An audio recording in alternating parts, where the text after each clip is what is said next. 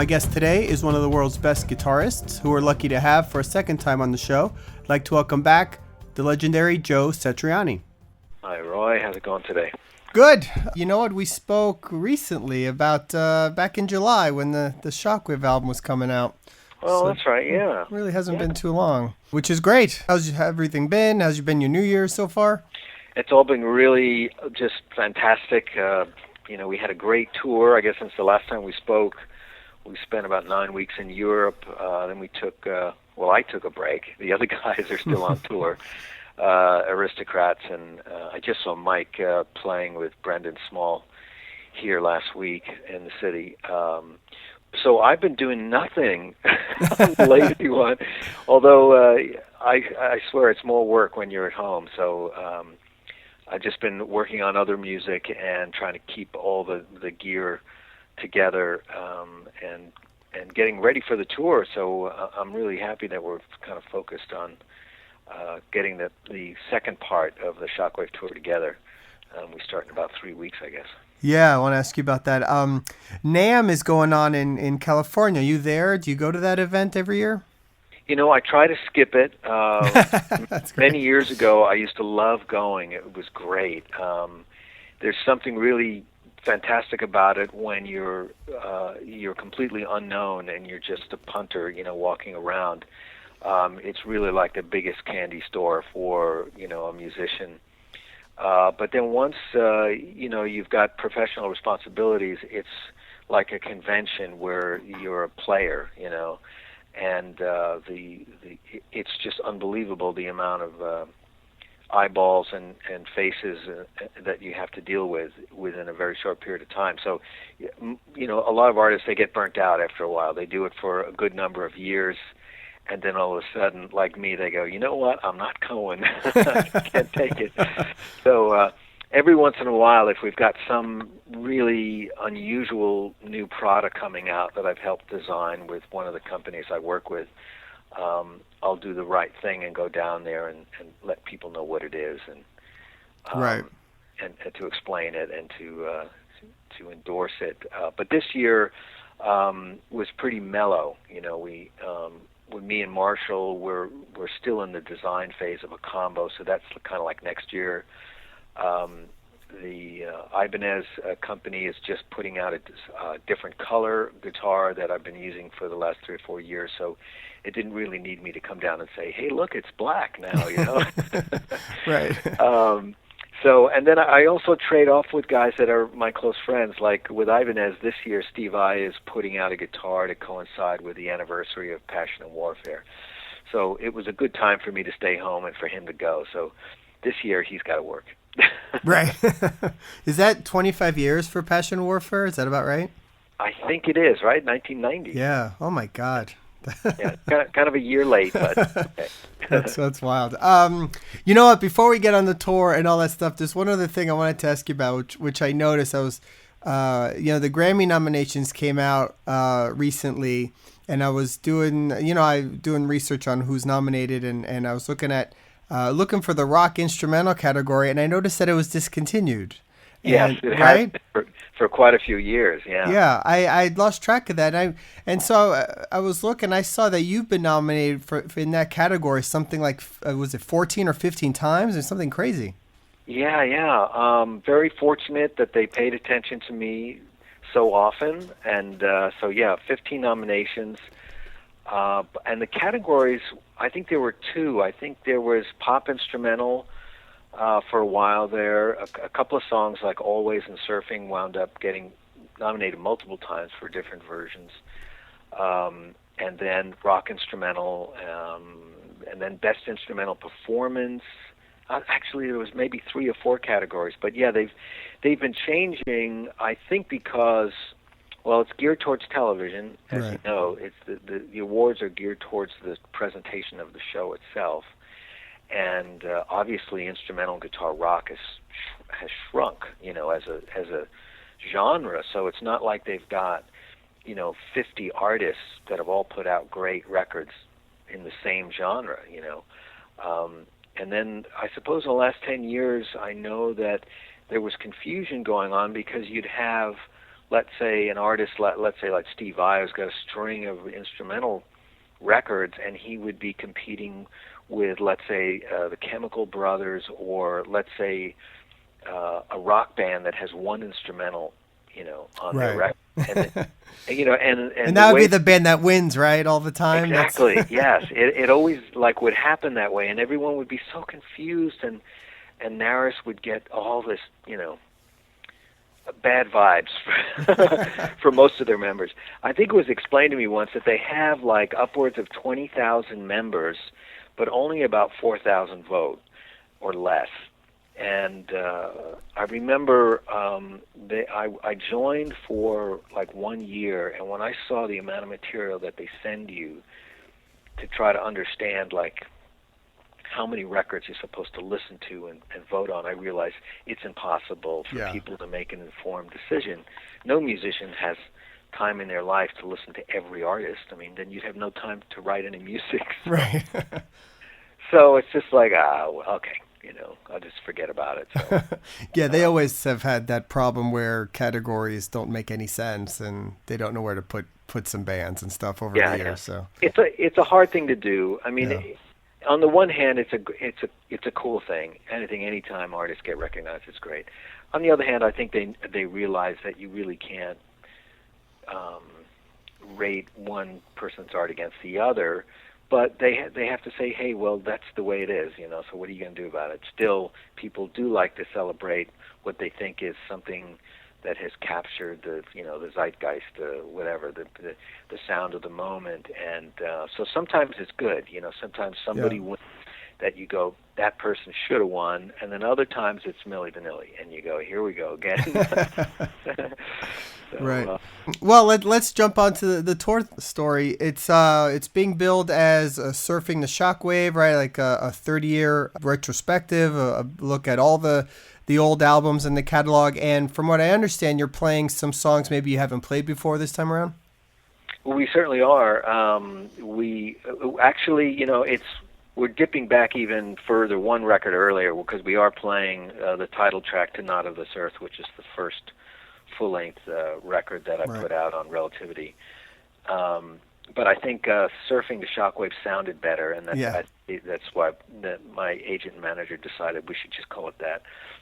And it was a good time, I suppose, with the theme of the album Shockwave Supernova, which was about a fictitious artist, and their split personality and going through a period of self-examination. That the tour would also that theme would also spark the idea that the tour could be a bit of a retrospective. And then we floated the idea out to the promoters. Would it be cool if we did an evening with? We skipped the opening band and we just took the stage to play more songs. And we've done that once or twice before, and it's always super fun, very rewarding to be able to go on stage and not be rushed. Mm-hmm. So that's what we wound up doing, and it is a kind of a fun career retrospective combined with, as I said, the energy and the theme of the new record, which sort of bookends the show. Are you doing it sort of chronologically or skipping around or? No, I don't think so. Running a show is a delicate balance. You can't just play any old song with any tempo or key signature at any time in the show. It's almost like if you had a speech that you had to give, in front of an audience for 2.5 hours, you can imagine you'd say, wow, I can't just get up there and start talking. You have to have some points, and you've got to make it flow, and then at the end you've got to wrap it up. Right.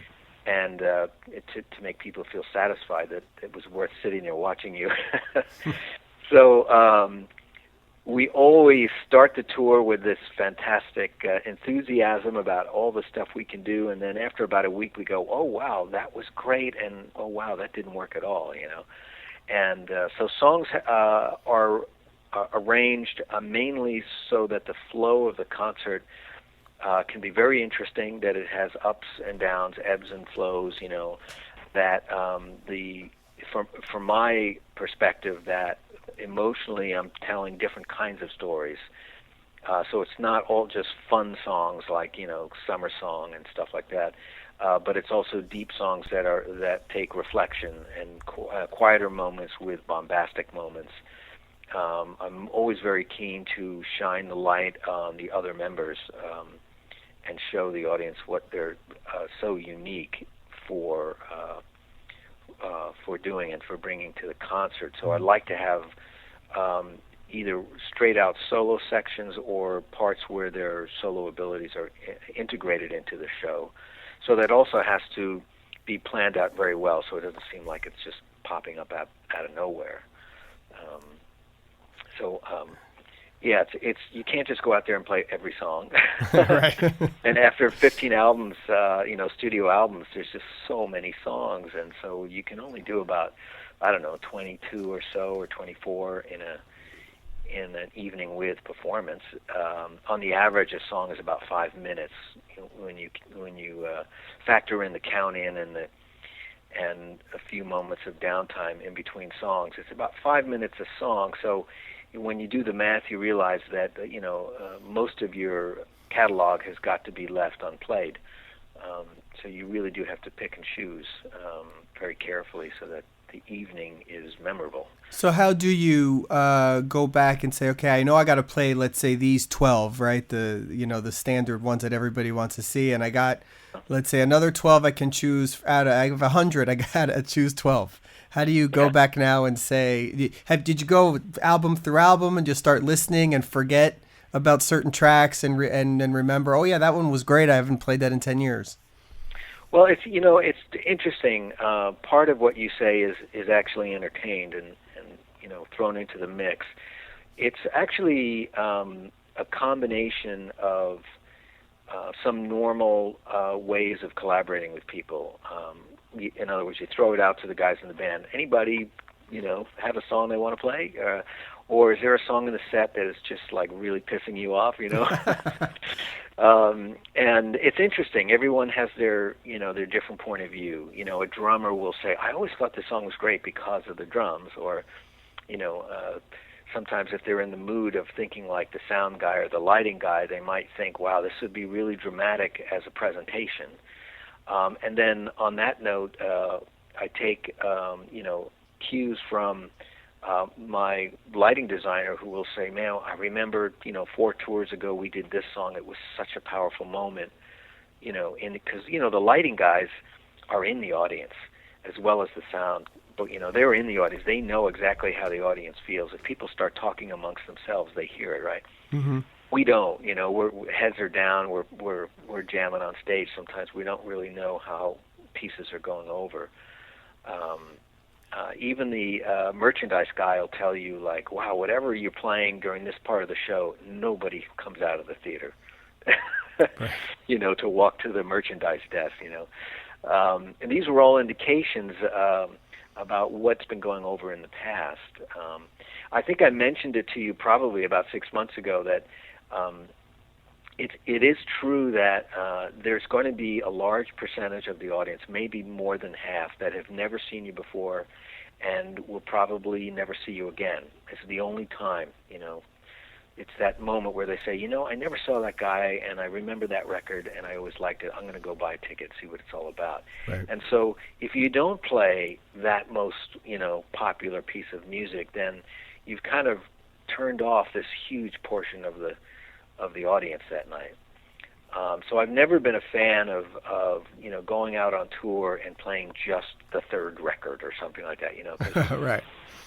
I could see that if you only had 4 records out or something, but quite frankly, when I first started touring, I only had 2 records out, so that was easy to do. So I know exactly what that's like, going out and playing only what you have, because that's all you've got. But it just doesn't make any sense, because you really do have to think about who's out there.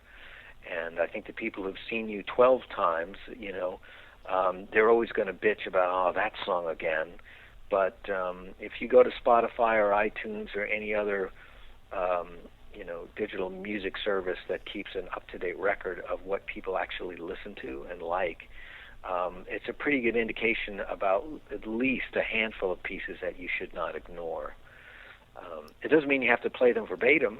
You could put a new spin on them, but you should at least be kind to the audience that has been, kind to you by supporting, those particular tracks. So. Yeah, you can't go see Kiss and not hear rock and roll all night. Like that's just not the right thing to do. So Yeah. I totally agree with that. I think that there's always a way to keep it interesting for both parties, right? So Yes, yeah. Is it the same lineup as the last tour? Yes. I'm very happy that I've been able to keep Marco and Brian and Mike entertained with my jokes. Yeah. So they haven't split yet. But yeah, we have a good time. This band stays smiling and funny. I mean, we never walk on stage brooding. We never walk off stage brooding. Everyone's relaxed and having a good time. I just think that they're absolutely amazing. And I try to give them as much room and freedom as I can. And they always seem to get it.